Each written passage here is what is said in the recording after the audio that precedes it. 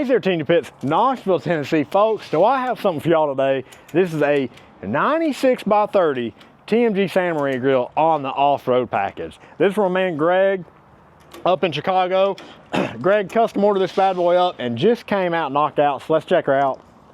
Now the first thing you notice, if you got dual grates here, so it's not all one solid grates, that way cooking different stuff, you can have it at different levels. Get a little more fire on one side. You got 4 doors down here to tend that fire, 2 on each side. Got little air intakes on each side of that as well. And like I said, on the off-road package, upgraded wheels and tires. My man Greg said, hey guys, I got 2 signs I want. What can we do? So I said, well, you want one on there at a time, we'll make them interchangeable. So a couple bolts there, change your custom stainless steel signs out. Shout out to our guys Mods down in Texas for the upgraded wheels. So guys, that's Greg's Santa Maria grill, about to load it up on a trailer, ship it up to him in Michigan. So hey, or in Chicago. So hey, y'all know the deal. If you need a custom pit built, you know to call. TMG Pits, Knoxville, Tennessee.